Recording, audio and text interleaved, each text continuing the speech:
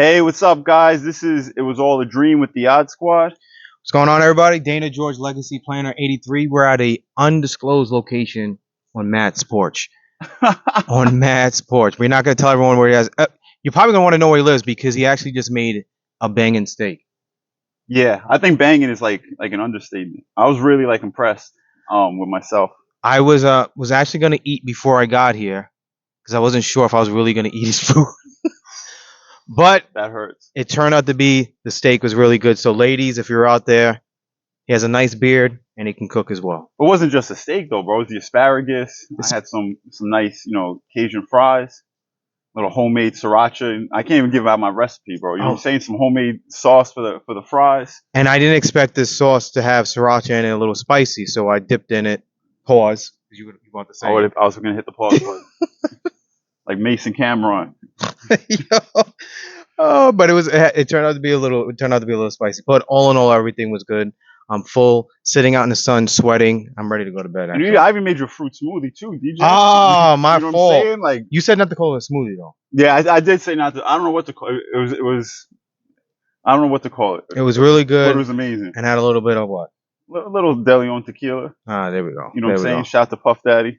It's his brand. Midday. But that's also my family's last name on my mother's side. So that's why I got the bottle. And then after I got it, that's when I found out it was Puffy's Oh, so that's real. tequila. Remember when I hit you up and said about that? Yeah. I didn't know that. Yeah, no, that's my family's last name on my mother's side. There we go. Tequila boy over here. Yeah, so it's really good. All right.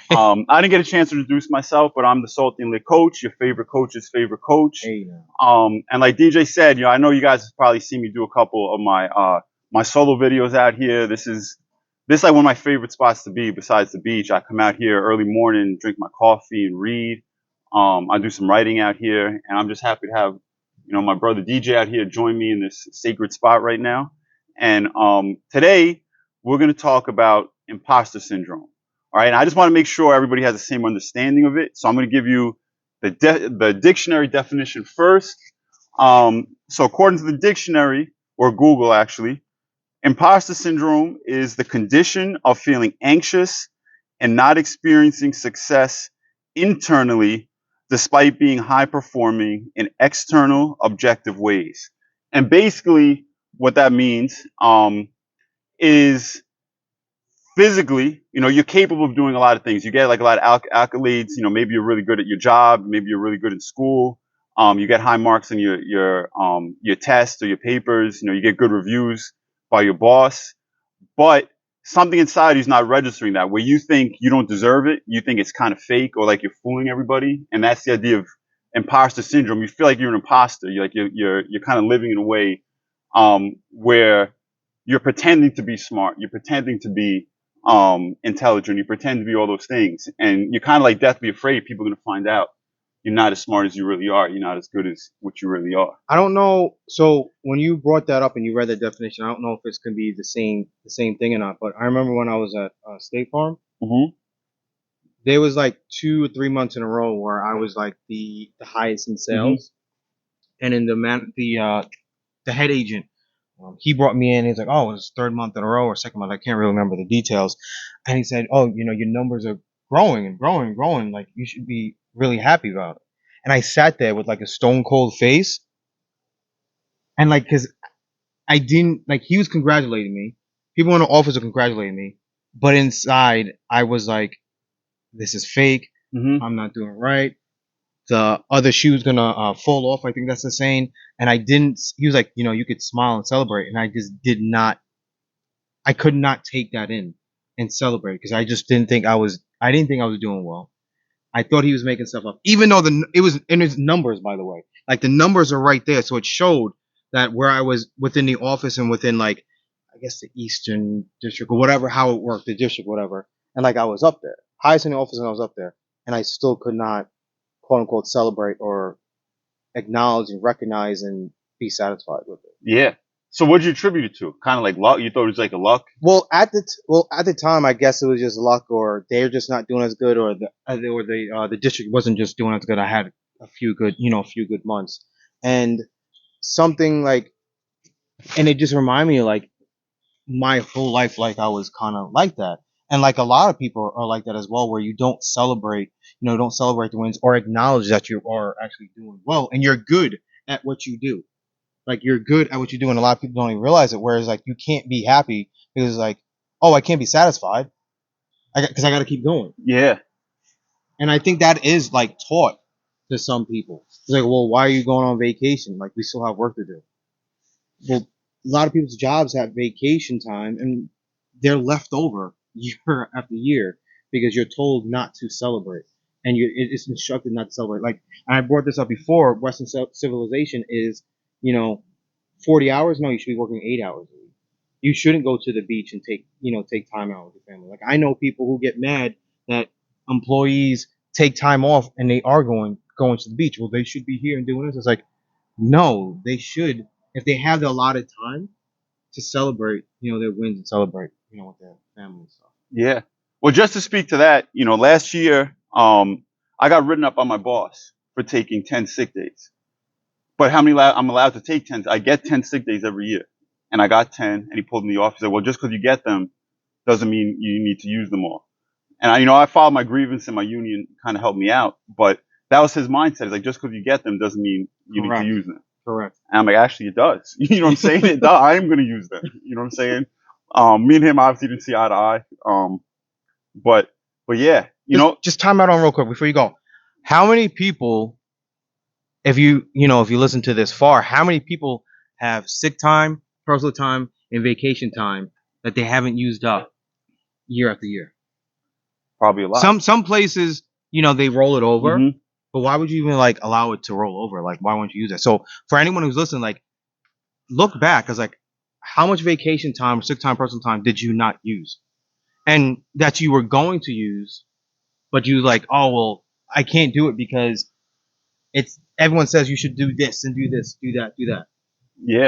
Yeah, a lot. I know people who have like hundreds of sick days, stacked up. I think people just need to use it and enjoy life, DJ. But I don't know if that's imposter syndrome. I think that kind of segues. I know. I think it went off topic a little bit. Yeah. So the original topic, just to full transparency, I had another topic I introduced to DJ. I want to talk about. We called it rules. BS rules.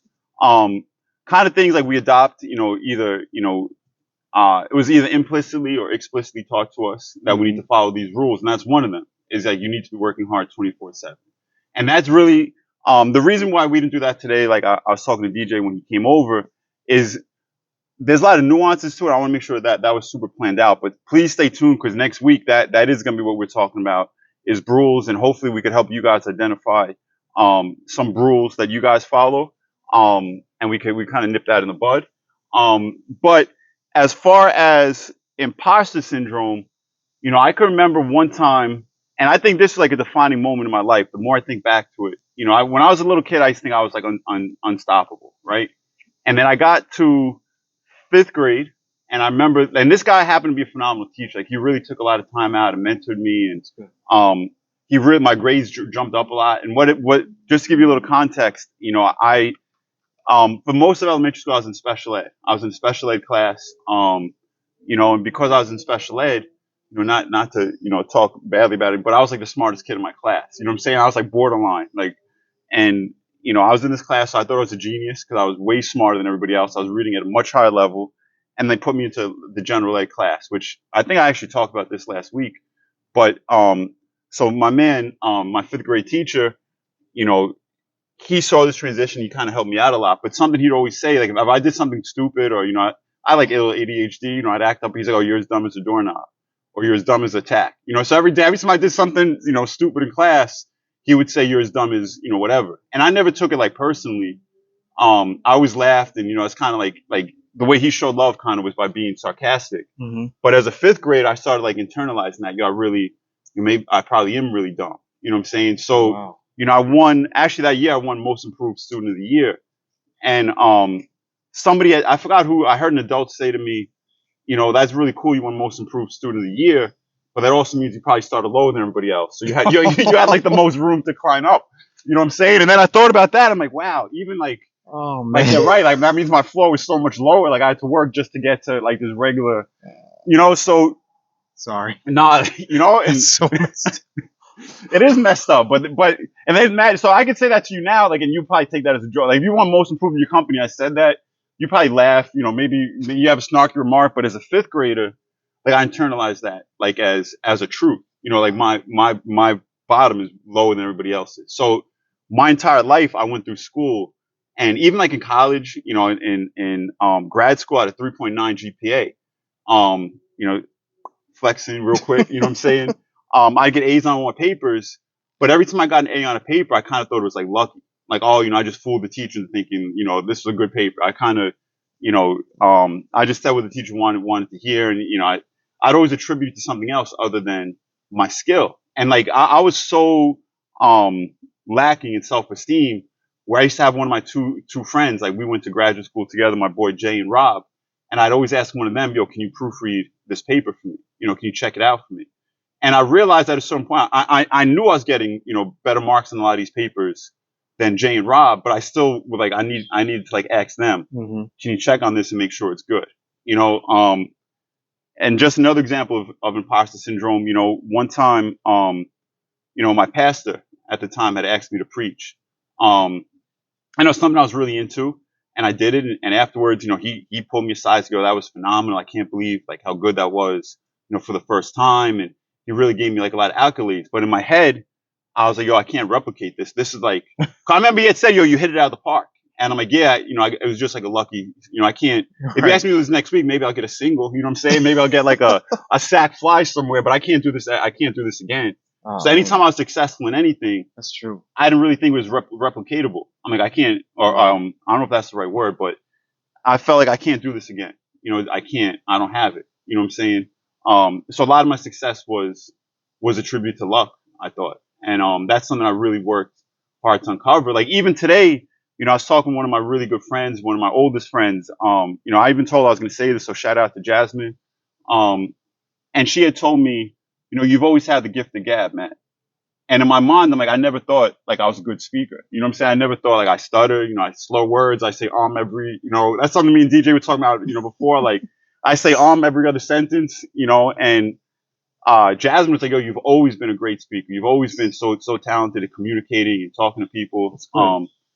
And it was just, so I even said that. So it's fine. Like, my first thought was like, oh, she's just gassing me, right? You know what I'm saying? That's mad cap right now. Um, but so I even told him, like, yo, we're doing, me and my boy DJ doing this, you know, podcast today on imposter syndrome. And so even you giving me this compliment, I had a hard time receiving it because I'm like, I don't necessarily believe it's 100% true. I think I'm just fooling you into thinking I'm a good speaker. That's crazy. But that unfortunately, like I felt the same way, and I guess I still kind of do. Like when you really think about it, about when you do have certain success in certain things, and did I deserve it, or did I really earn it, or like the way I put it before is like they just wasn't good as me this month, or they just weren't as good as themselves, and I just happened to have a few good months. And also like the compliment things. I don't know if that has anything to do with imposter Oh, syndrome, but absolutely. the compliment thing is like I think that's really huge. So I've read somewhere, I don't remember where I read it at, but it was like a lot of people try to deflect a compliment. So it was like, oh, you look really nice today. Oh, you look nice today too. So you just like try to get rid of it because your self esteem can't handle it. So what I actually learned, which has helped me a lot, is if someone would to give me a compliment, I would just say thank you. I wouldn't give a Mm. compliment back. Or like, oh, you got a good grade. Oh, you got a good grade too. So it was like one of those things where you weren't actually internalizing it and Just letting it deflecting it. yeah. So you were really deflecting it. And that goes against your self esteem as well. So if anyone's listening to this, um, I would also, if someone were to give you a compliment, take it in, and say thank you. And it's not like a conceited way. Like it's not a conceited way because, and this goes into like another topic where it's giving, receiving and taking. A lot of people take joy from giving out a compliment. Absolutely. From people take joy in giving something to somebody. So like if someone gives you a compliment, because that not only will it hopefully make you feel good if you receive it well, but also like I would get joy of giving that compliment or give it to someone. But if you just deflect it back, what You're ends up stealing my happening, joy. yeah, you're actually stealing my joy because now I don't think you really received it. Oh, you look good too. I was like, all right, did that Yeah, person not hear what I said? And like, I think that's another thing programmed to is like, where you're not allowed to accept and to enjoy and to have fun. So I know someone like when does a good deed and someone's grateful and they want to pay them for the service and like, oh, no. That person's actually taking joy from that other person yeah, as well. You're taking, when someone wants to do something for you, let them do it. Now, there are times where people want to do something because they expect something back, and that's not the right way. But if someone's genuinely trying to do something right by you, let them do it. If not, you're gonna steal their thunder. absolutely. Yeah, my go-to response, like in the gym or anywhere else, if a guy give me another compliment, my immediate response, yo, I'm just trying to be like you, big dog. You know what I'm saying? That was it. I'm just trying to be like you. And that was always, instead of just saying, yo, thank you, or really, Correct. I should write, but I'm just trying to be like you, bro. Right. And that's it. And so I've been giving them a compliment, deflecting it from me. And that's what you're doing. So their compliment meant nothing. And sometimes people could take it as you didn't even listen to what I had That's to it. listen to what I had to say. So now you're stealing their thunder. So something I've noticed, and it's funny because I was telling one of my students this, right? How a lot of women um struggle with imposter syndrome. Like it's more common in women than men, and women are more likely to deflect a compliment than a man is. Mm-hmm. So I was talking to some of my students, and I was like, watch this, right? So a student came in, and she had just gotten. You could tell like she had really nice nails, right? Her nails were just done. I'm like, oh, so and so, like I really like your nails, and she said, oh no, I didn't like the way it came out, or this one's chipped, um, or and That is that's anytime, imposter syndrome. I'm like, okay, now watch this. Another student came in, like, oh, did you get your hair done? Looks really nice. She's like, oh, I wish, this humidity's got my hair all frizzy. Oh And wow. then I'm like, watch. And I told him, yo, now give a girl a compliment and see what she says. And then three for three. We complimented three females, and all three times they kind of like punched the hole. They punched the hole in the compliment. Like they kind of had to, my hair's not really, it's frizzy today. My nails chipped, or But then did you do it to a guy like yo sneakers or something like yeah. that? And then he's all good looking, bro. You know what I'm saying? And then one kid actually said, I'm trying to be like, just like me. I'm trying to be like you, bro. My shoe guy, I complimented, he had a nice new drawer. I'm like, oh, those nice J's. And he's Yeah. like, oh, I'm just trying to be like you, Mr. D. Yeah. You know what I'm saying? I'm like, oh, good looks. But he took it, but he accepted it more, Yeah. even though he deflected it. But I don't. He probably didn't deflect it. He was just really just complimenting you as well because he really did learn. hmm He really did learn from you. Yeah. I agree, because when he brought it up about the women and you give him a compliment like that, it's like oh no, no. And Oh they punch a hole in it. Watch. yeah, Try it. I want you guys to go try it. Go try giving a woman a compliment and see. I'd say like probably 75% of the time they're going to shoot it down. not just a random woman, probably someone No, else you some of know. like, yeah, don't, Because a random it's yeah, not it's shooting down. different. Yeah, all right. Yeah, some type of relationship with them. But and another, kind of like aspect of the imposter syndrome is how it could lead to like anxiety and depression, because now you're getting like raises, or you're getting recognition, or you're getting put in positions to like be influential, and so there's pressure on you to perform, but in your head you're like, I don't deserve this, and because I don't deserve it, you're kind of like asking yourself, what am I doing here? Do I belong here? Am I worthy of this? And then you're gonna start, if you don't feel like you are, which you're not because you're suffering from imposter syndrome, Mm-hmm. you're gonna start saying, no, I'm not worthy, I'm not deserving, and then that's gonna lead into like your self worth getting dropped, and that could lead into anxiety and depression, and all kinds of other negative emotions. And it seems like it's like the more you do accomplish, the more you like kick it down. So you're just kicking yourself further and further down that hole. Oh, I got this promotion. Oh, I got this. That's not right. That's not. So you're actually pushing yourself further and further down, and you really cannot appreciate anything. Like you won't be able to appreciate the goals that you hit because you're not going to recognize Yeah. it. You're just not going to appreciate anything, and it does destroy yourself. Self esteem. Yeah, that was a big thing, with my sessions with Giovanna. Mm-hmm. We talk about, and she like, anytime you're successful, Matt, and I even see like on your Instagram or your Facebook, anytime something good happens to you, you always try to thank somebody else for getting you there. And she's like, I understand like your need to be gratitude because people have helped you. She's like, but with you, I don't think it's as much like not that I'm not grateful for them. She's like, I know you're genuinely grateful for them, but it's like you're giving the reason for your success is more so It's has to do not with because them not because than of you. you. So you're only successful because of them. She's And right. and I was like, and that's really like something we had to unpack. So when I first got into my coaching clients, that was still an issue because I came up with a program, I came up with like my sessions, and my first instinct was, I need to call Giovanna and make sure like these, this is good, okay to do. It's almost like I needed permission. And, Mhm. and Giovanna would tell me things like, yo, you know what you're doing, like you're capable, like don't bother me. You know what I'm saying? But she didn't say it like in a negative way. She's like, No, I if you get it. really need my help, I'm here for you. But I need you to trust in yourself a lot more than what you're doing. I like it. I like it. I agree with that. And I agree with that as well as where, cause like you've given me a shout out too, and I appreciate it. And it might have been on more than one occasion. And now that you bring it up, it was like, I don't know if you put it in a way where it was like because of me. But you do have to, you're right. You do have to give yourself more credit. Yeah. Like we all have to give ourselves more credit because we really could be, we were talking about this before. We're not going to get to it. Like just hanging out and doing nothing, but like we are taking steps to move forward and move forward. So someone might have helped you in that baby step, but like you took the baby step. Like someone probably could have told you to go left, but you decided to actually go left. Hmm. And I think that was really good. What she just said. I think that was powerful. I don't know if anyone will catch that, but that was really big. Yeah. That was really big. Yeah, absolutely. So again, shout out to see even right now, shout out to Giovanna, like giving me the, but yeah. So just to kind of move forward slightly, there's four main ways imposter syndrome kind of like manifests. Okay. All right, and I wrote them down too because I'd be forgetful. I'd So, be I'd forgetful. be forgetful. So perfectionism, I call it the four P's. Okay, the four P's are perfectionism, paralysis, procrastination, and people pleasing.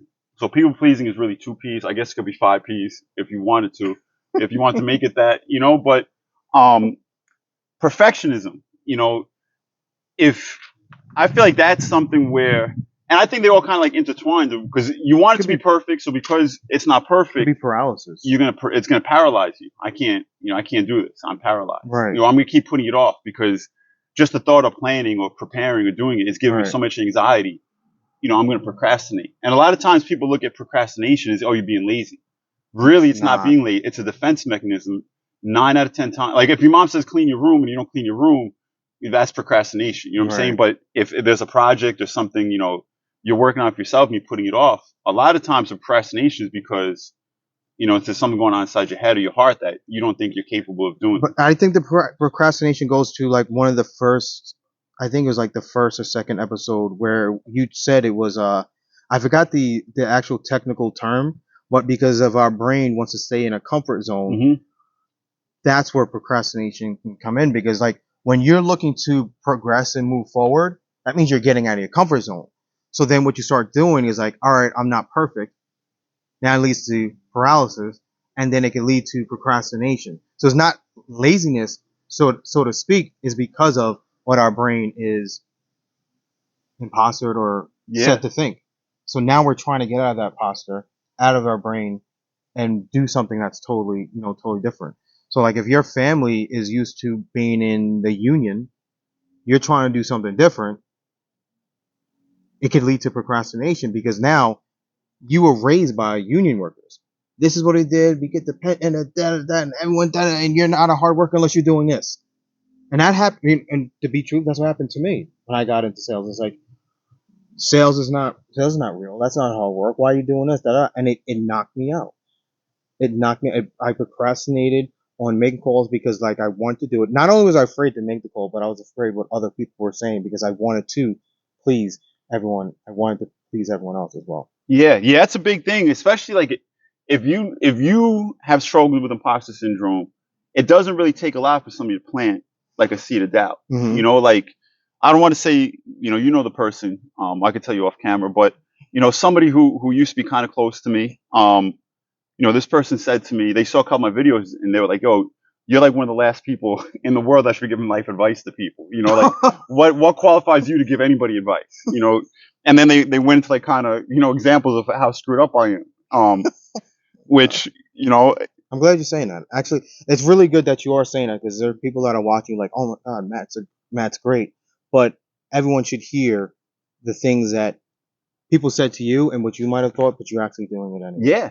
Cause like a year ago, if this person said it to me, you know, that would have been enough. Okay, I'm shutting it down. Like they're right. I'm not good enough for this. You know, before I did all the work I've done, now I was able to kind of like brush it off. But that thought, you know, was still there. Well, maybe I'm not good enough. You know, and then I had to like go through some journaling and, you know, I had to do like an exit meditation, like to kind of like remove that seed of doubt that was planted. Because as soon as they said it, then I started thinking like, oh, well, you know, I still do this, or I still struggle with it. And I started automatically thinking of all my default, my, Do you think that person's 100% wrong? um, I think, they're wrong, but I think they said it to kind of knock me down. I don't think it was like a constructive, like, you know, like maybe, you know, you have a couple issues, maybe you should really work on these before, you know, it wasn't how, it was kind of like, you're dumb, you're stupid, you're not good enough, you shouldn't be, I think they're 100% wrong. you shouldn't be doing this. It's not. I don't think it's and that. I think they're 100% wrong because Well, okay, can I clarify before you continue? I don't want to cut you off, but when I say, then, because I do have issues, you know what I'm saying? I do have issues I we need all to do. work on, but that doesn't disqualify me from doing this. Correct. And that was like a big thing where I always work, like if people see me doing these videos and my personal videos and coaching, they would think, oh, you know, Matt must think like he's perfect, or Matt must think What- he's arrived. What I meant by wrong is wrong, not that there might be underlying issues or in the past. What I meant was 100% wrong is that you can't do something because of those underlying issues. Absolutely. That's what I meant by 100% wrong. Not that whatever he or she said about what the ABC was, because ABC might be true, but ABC doesn't mean you can't do Absolutely. what you want to do. So when I say 100% wrong, that's what I meant by it. Okay. Yeah. Yeah. I thought that's where you might be going, Yeah, but I yeah. wanted to clarify also Yeah. what I meant. So, it does take work, right? It takes work to overcome imposter syndrome. Mhm. And I think we'd be, remiss. I always wanted to use that in a sentence. You know, I don't think I've ever said that word out loud. I've used it in papers. I think we'd be remiss if we didn't give you some type of advice, right? So kind of like with any problem you have. See, I worked hard not to say right there, DJ. that That's a good dramatic. pause. DJ said you don't say Give it a dramatic pause. So I think that was too long. That Nah, pause was too long where I had to like explain what happened. Nobody knew. See, imposter syndrome. Exactly. Nobody knew. So something, there we go. Damn. Now I'm gonna go. All right. So I'm just gonna flat out say it. Anytime you have a problem, anytime you have an issue, the first step to healing or recovery or improvement is admitting you have a problem. Admitting there's an issue. 1,000,000%. All right. I mean, people go to AA, they go to NA. Even when people, you know, start going to church for the first time and they want to accept, you know, Jesus into their life, the first thing they tell you in church is you have to admit you're a sinner. You have to admit you need God's help. You know, if you go to NA, like you have to admit, I have a drug problem, I have an alcohol problem, and until you admit that, you can't conquer the problem. Right? Correct. Anything you want to add on to that? No. All right. I think that's really like self forward. Yeah. That really is like just to admit it and don't let it stop you as well. So like when that person said that ABC are your problems, you could have you probably admitted it, you accepted it, but you didn't. Well, I don't know how the timing was, but you didn't let it stop you because you're still doing it. I did a video the next day. Oh, there you go. Yeah, I just went out and did a video the next day. But I did have plans to do it that night, and it did kind of like mess me up and get me got me in my head a little bit. So it did take me a little bit of time to overcome it. Yeah. But step number 2 is, and DJ already kind of covered this, is learning to accept the compliment. Just saying thank you. And another layer to that is, if you really, depending on how much you're struggling with it, like record it down in a journal or on a list anytime someone gives you a compliment. And anytime you're struggling with, the imposter syndrome, just go check out that list. Well, on whatever today's date is, the 9th, DJ told me X, Y, and Z. and I Right. could just refer back to that kind of like as evidence to dispel Right. that belief or that imposter syndrome. Right. And it's crazy about that is like when you take the time to acknowledge that, you're actually gonna hear it again from someone else. Like you're gonna hear it again. It's like, oh well, ba ba ba ba. So, all right, let me acknowledge it. And then once I started acknowledging stuff like that, that's when people were starting to tell me it was like, well, I was acknowledging and realizing, all right, maybe I am good at X Y Z because other people are saying it. But you have to believe in yourself first before you Yeah. really hear it. Yep. And I think, and just to kind of piggyback off that, a major help would be having a strong network of friends and kind of really being careful of who you let influence you and who has different, like the different seats at your table. You know what I'm saying? Like back in the day, I had a big table where I let you just because you liked me, just because you thought I was cool, you got a place at the table. Because I was so desperate, kind of like love and attention that I was lacking. I just let anybody come to my table. Anybody at my table, I was allowing them to have an influence or an input in my life. Right. And now it's kind of like I'm very selective. I still love everybody. I still, if I see anybody, out at a party or on Main Street or Facebook, I keep in touch with a lot of my same friends, but I'm very limited. Who's getting my time? Who's getting my attention? Who am I sharing my dreams and aspirations with? And that Right. list is probably like 4 or 5 people. You're one of them, obviously. I know I could come to you. And you're always going to shoot me straight. You know what I'm saying? Like, so if you criticize me, I'm going to take that. I'm like, okay, well, DJ is somebody I trust. He's somebody, I know has my best interest at heart. And because I trust him and because I know he has my best interest at heart, I know this criticism is coming from a place to help me and not knock me down. And you have to be very careful because some people just, the haters, so there's no, you got to get the haters off your table. Yeah. You know what I'm saying? I go to Joe. Joe's somebody who always, Joe really, changed the whole way I look at life. And he made me realize like the limitless possibilities, Correct. that I have in my life that I didn't know existed before. So Joe, just being around Joe hasn't like, unfortunately give me like any insights, like if I asked him he would, but it's not like he's like mentoring me every time we're together. Yeah. But just being around him and, experiencing life with him has really, really kind of like pulled the shades, off my life. And like I could do, and Joe, I mean, I'm not to take anything, like he's super smart. He's a hustler. Right. But if Joe can live like this, why can't I live like this? Exactly. Why can't you live like this? Exactly.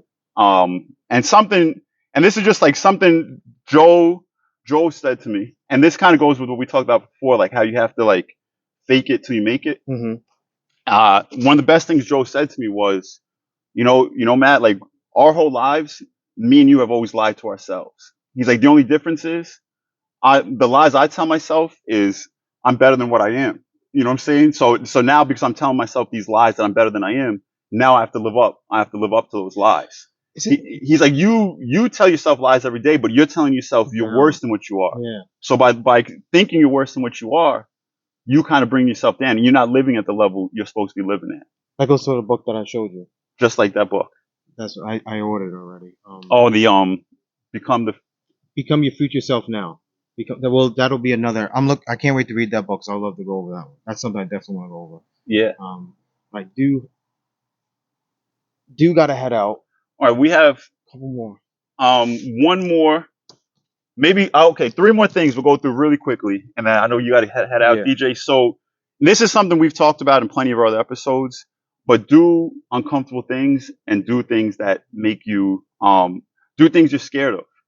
Right. And I'll give you, this is like a super simple, stupid example. When I was a child, one of my first memories, it's one of the first things I could like really remember. I can't put a time frame on it.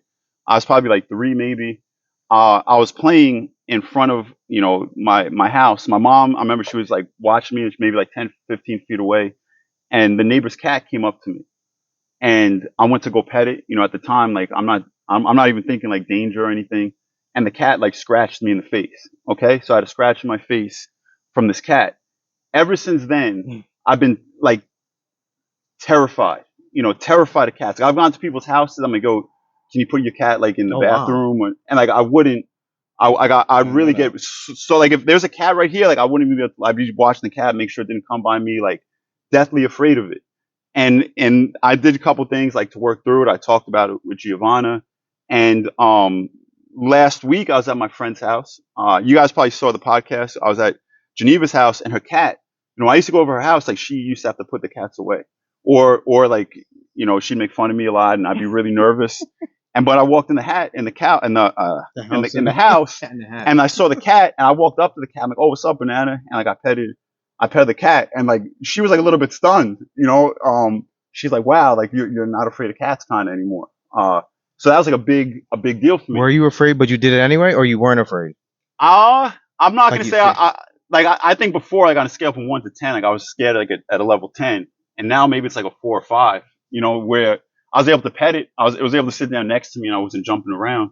I wasn't gonna carry it. I'm not there yet. I'm not carrying it, but I was able to be in its vicinity and not be shook. So Nice. just doing uncomfortable things. Doing uncomfortable things, you'll become comfortable doing them, Yeah. and then you'll start believing, "Oh, I'm capable of this." So now I can see a cat, I could pet it. It's not going to hurt me. Now I could build up to carrying it one day. Oh. Next one, set boundaries. That's kind of we don't have to get too much into that. We can talk about it, but set boundaries. This is what I'm willing to do, and that's something you were talking about before. Is like the power of saying no sometimes. Yeah. Right. And then it goes to what you said before about people in your sphere. Your sphere. And it goes. I was speaking about your sphere as well, like the movie Oppenheimer. I don't know if a lot of people were like really thought about it, but like just the one part is where like they grabbed scientists from out America, and like the amount of people that they brought over was only like 10 to 12. So how many scientists are in this world? So now they're keeping highly affluent, highly smart people in their sphere. And now, because they spent so much time with them and they accomplished the project, their level is here. They can't go back down to here. That's it. So that goes by with South. If anyone hasn't seen it, go see Oppenheimer. If you've seen it once, go see it twice. All right. I Yeah. love that. Once your level's raised, you have to stay at that level because now Correct. there's another You're world. stretched. Yeah. You can't do it. You can't Mhm. go back. And I know you have to go, DJ. So last one is ask for help. And that sounds kind of like counterproductive almost.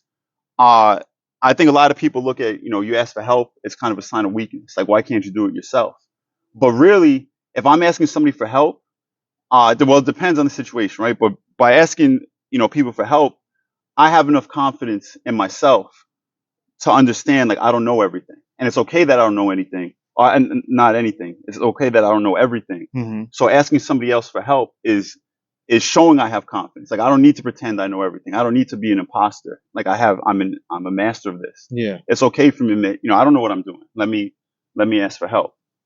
Yeah, I was definitely guilty of that because I was afraid to ask for help from people who were, when I was in my previous company a few years back, and like these guys are crushing it, and they were a human being, just like hey, do you need help with anything? No, I'm all right, and it was just like I was afraid to ask for help, so that was my limitation.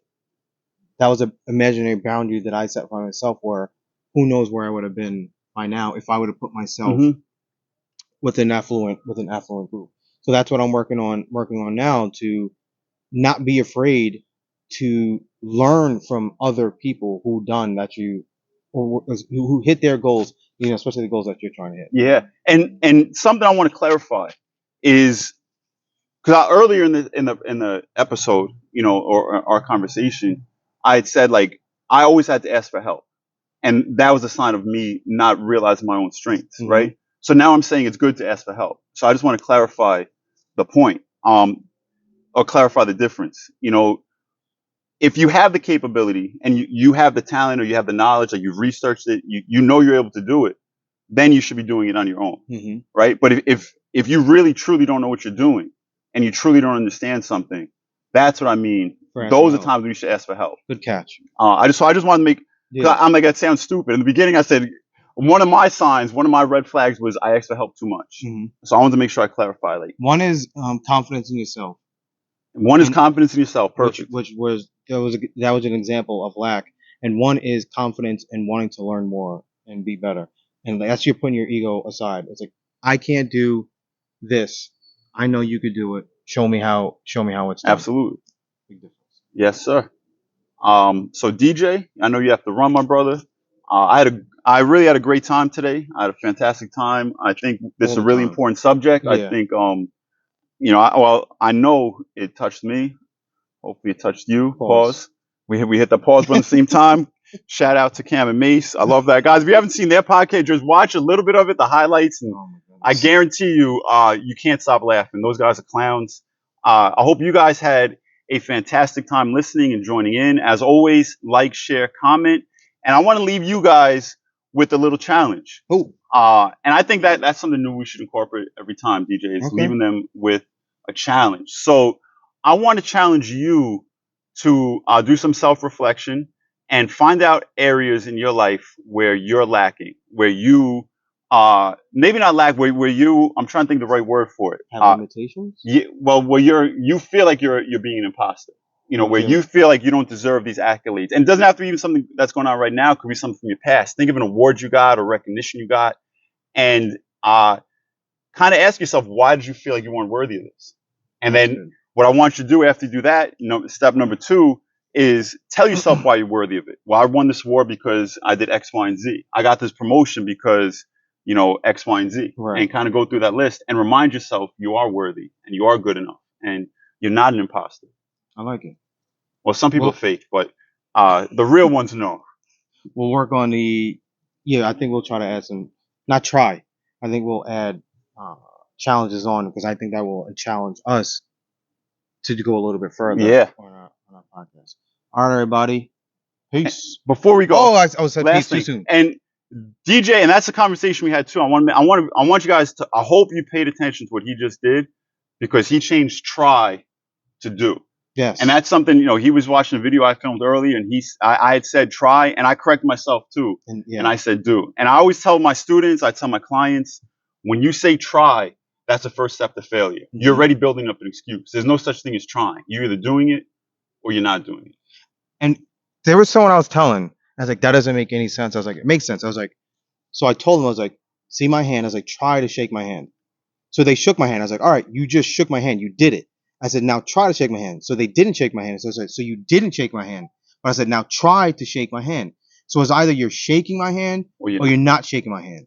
So there's no such thing in the middle. So if you're trying, you're not doing it. If you're doing it, then you're doing it. Yes, sir. So like that's how you think about it. It was like, and they were like, oh my god, that makes like a lot of sense. That was like something off the cuff, and I was like, oh, okay. So legitimately, like when you say you're trying, I'm trying. I was like, all right, let me try to pick up this pencil. If you pick it up, you did it. If you decided not to pick it up, you didn't. There's no in the middle. There's no in the middle. All right. My man DJ, thanks for clarifying. Guys, peace and blessings. We love you guys. DJ, you want to sign off? I gotta go. He's got to go. Oh, and the phone's about to die too. Oof. All right, ladies and gentlemen. Bye, guys. Peace.